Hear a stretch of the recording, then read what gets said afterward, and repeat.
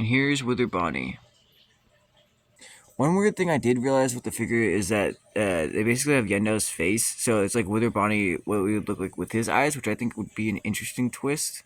They even had his own piece, like the figure, its own piece with like the wires for its arms. That was pretty cool. The fact that you can see like the Yendo bits through his legs is pretty nice. Alright, and here's Withered Freddy and Withered Bonnie, standing side by side together. Up next, Toy Freddy.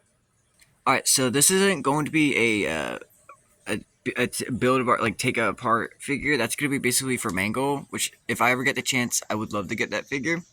So, pretty much, he does have a mouth, but the cool gimmick thing for him, for Toy Bonnie and Chica and him, is that they have a button on the back that you can press. And that basically, if you go around and you press this, it does that, a little jump scare thing. Ah!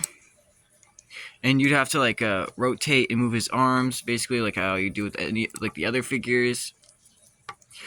So I try to check his torso. You can't swivel his torso.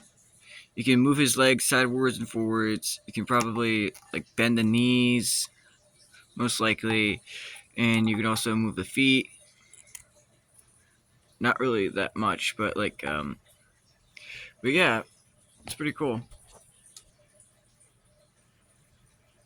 I honestly never really thought it would be like, I never thought like Funko could be able to have a chance to like actually like make like the figures just like in this order. So I'm really glad that like after like all these years we were finally able to get like good like replicas and versions.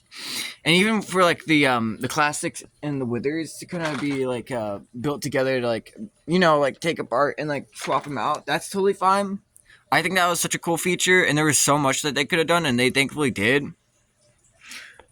So yeah, that was pretty much my review of these figures so far. I think that they really are amazing. I think they did like bring the spirit of like what it would be like to have like the FNAF toys pretty much be like created and stuff like that. I love them. To me, I don't really want to do like a grading scale, but like if it'd be like more like like an 8 out of 10, because they really are like wonderfully accurately detailed. They have like like really dirty like dampened like black stain like paint jobs to make like the withers dirty. They did a good job with like the look for the classic Freddy and Bonnie. Most likely to set up to make them look more like Help Wanted style.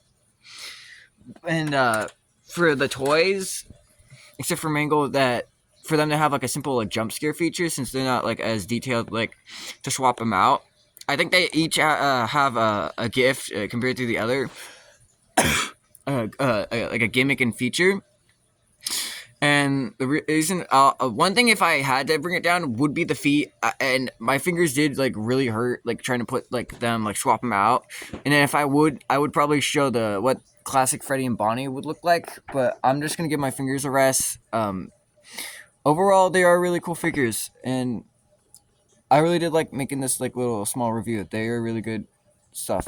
And over here are what the other figures would probably look like. I'm really hoping to get Mango.